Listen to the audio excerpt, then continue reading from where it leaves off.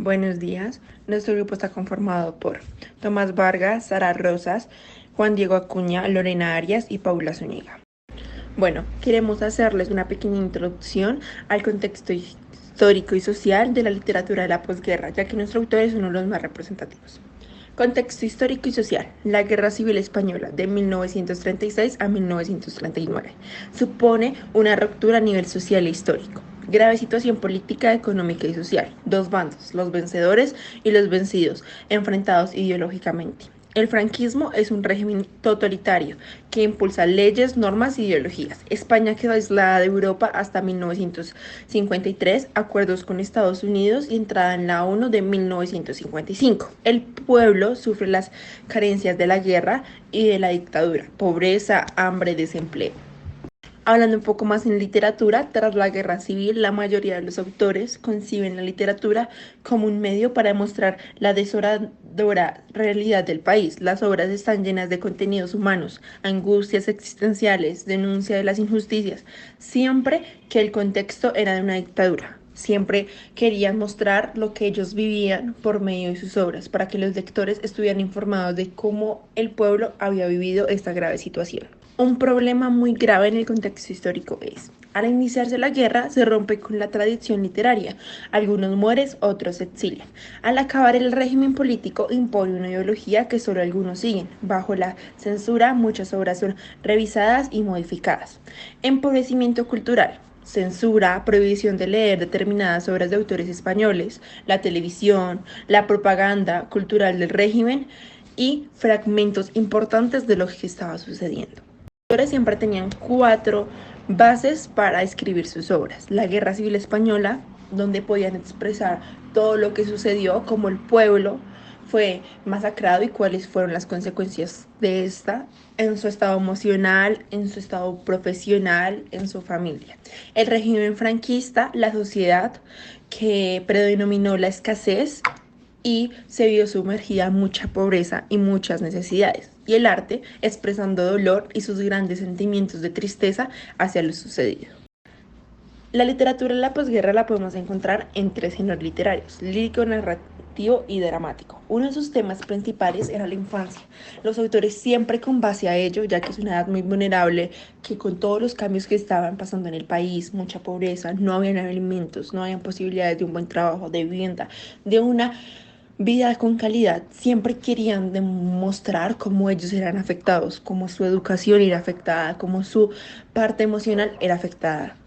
Entonces se basaban en el amor y la infancia. También en la realidad social que estaba pasando tras la guerra, en los valores patrios, como eran la familia, la religión, el paisaje. También querían hablar un poco sobre la política, cómo era esto y cómo sus decisiones estaban afectando al pueblo.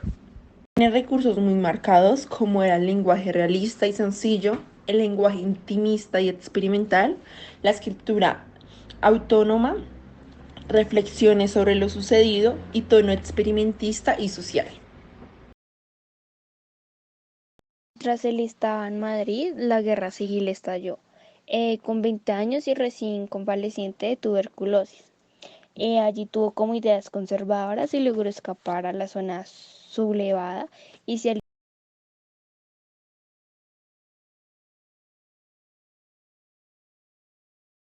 Actualmente fue un escritor español, por otro lado fue un autor prolífico y representante de la literatura de la posguerra.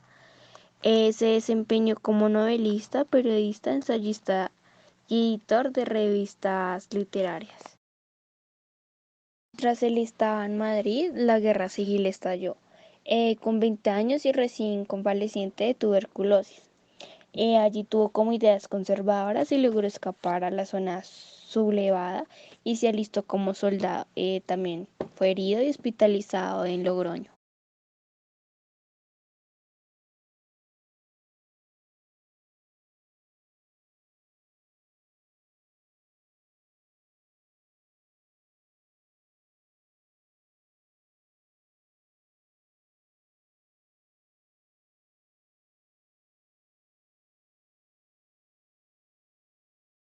Al terminar la guerra decidió pues no continuar más con sus estudios universitarios y allí entró pues a trabajar en una oficina de industrias textiles.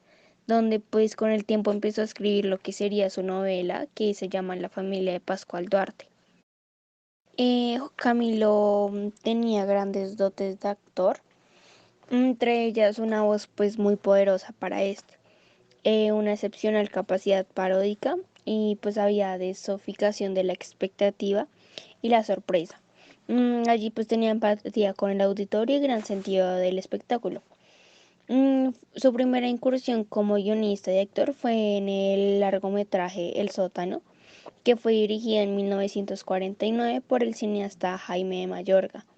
Allí pues interpreta uno de los papeles de los protagonistas. Cela normalmente se mantuvo pues independiente y a contrapelo de muchas tendencias, aún reconociendo una pues grave falta de interés por la aventura intelectual.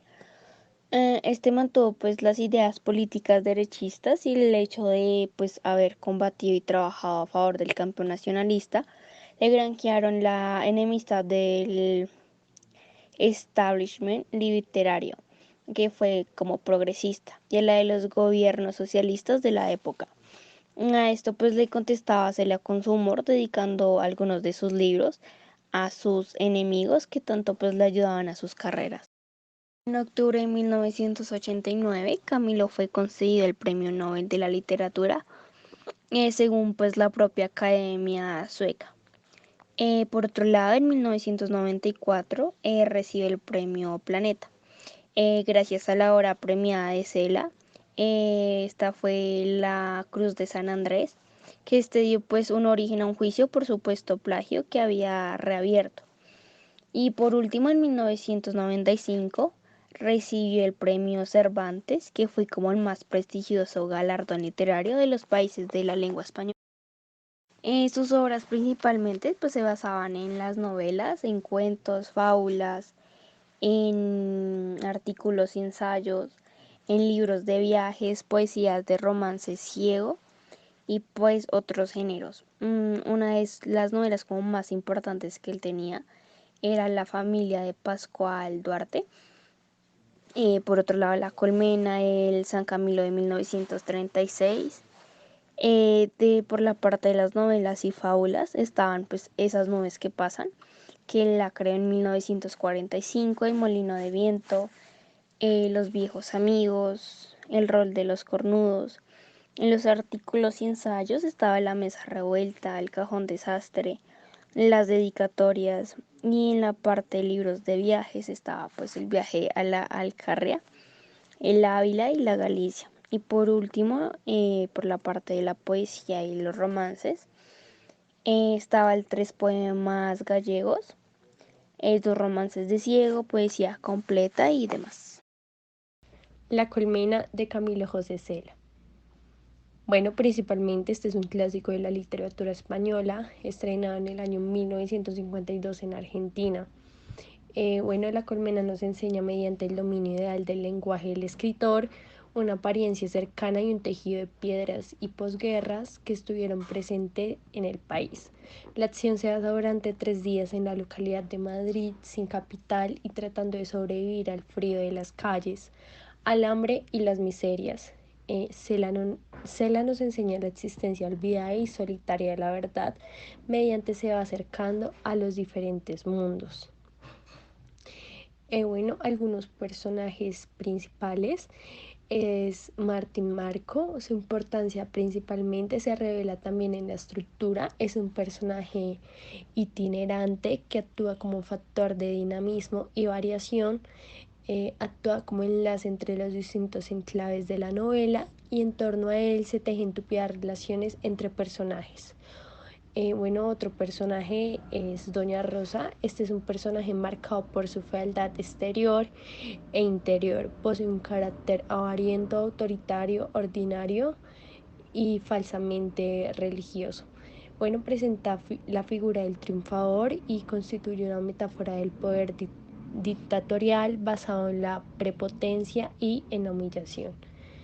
Y por último a la señora Elvira, que es un personaje extraño, símbolo de la decadencia, y su vida está marcada por su pasado y por el hambre.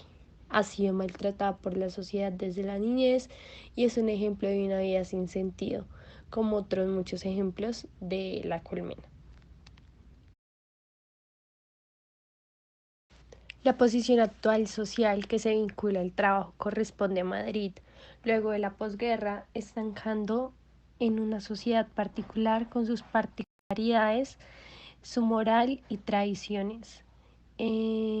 Los protagonistas no realizan el camino completo mediante la historia, sino que la multitud de los personajes toman notas de la vida cotidiana. Las personas temerarias degenerado, ambiciosos son abundantes junto con las personas indefensas que son atraídas por la vida. Otras obras que quería recalcar era La familia de Pascual Duarte, Viaje a la Alcarria, Cristo versus Arizona.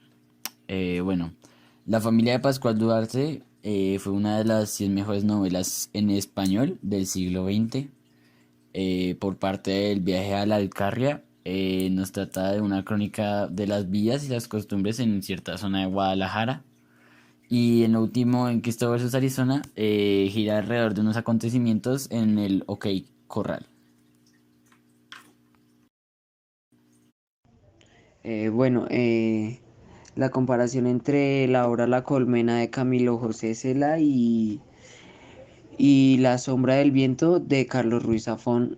Entonces, bueno, el contexto de la obra de La Colmena es un testimonio fiel de la vida cotidiana en las calles, cafés y alcobas de Madrid de 1943, pero también es una amarga crónica existencial como es habitual en su obra. Cela presenta la vida española sin piedad, con angría irónica y humorismo atroz. Y La sombra del viento de Carlos Ruiz Zafón es un misterio literario ambientado en la primera mitad del siglo XX, desde los últimos esplendores del modernismo hasta las tinieblas de la posguerra. La comparación que hago entre estas dos es que las dos muestran cómo es la vida en Madrid, la vida en Madrid en las calles, en la primera mitad del siglo XX, que sería pues de 1950 para abajo. Y pues en las dos a fondo se ve que en las dos a fondo hablan sobre las calles, sobre cómo es la vida en realidad en Madrid de España y en Barcelona de España. Gracias.